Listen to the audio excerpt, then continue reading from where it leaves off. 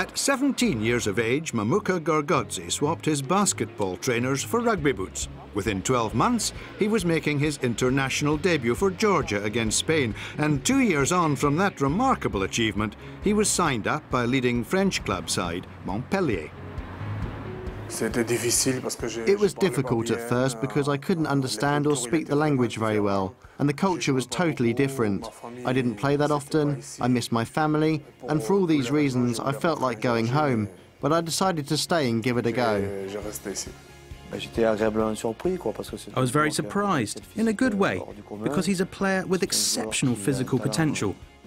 He's a talented player with real promise and ability that can be developed further.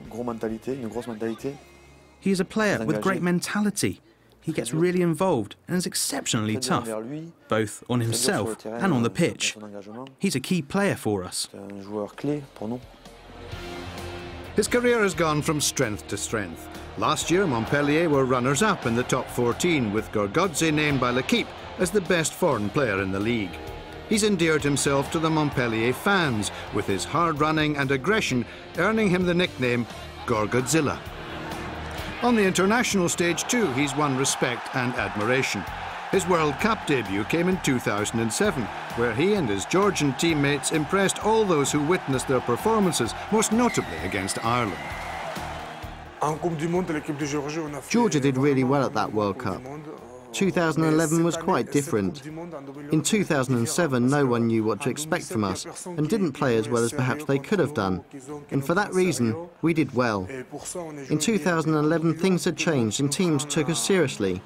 They prepared better before they faced us. But despite that, we still did pretty well. 4 years later, they again came close to a first-ever victory over a Tier 1 nation against Scotland in Invercargill. Scotland are a good team, and for us we felt it was a good result. Having said that, in Georgia, everybody was expecting us to win. We lost 15-6, and back home they were asking why we hadn't won. They were expecting us to win. But the thing was, we could have ended up losing by an even greater margin. In Georgia's remaining games in New Zealand, Gorgodze was named man of the match against both England and Romania. At 27, a relatively young age for a forward, he's Georgia's leading try scorer with 20. But this one against Romania, his first in the World Cup. Against Romania, there was a lot of pressure, as the main objective was to win. In the first half, it was really hard work, but by the second, we began to play like we knew we could. It wasn't a pretty game, but we won. I scored a try, which was quite lucky, so I was really happy about that.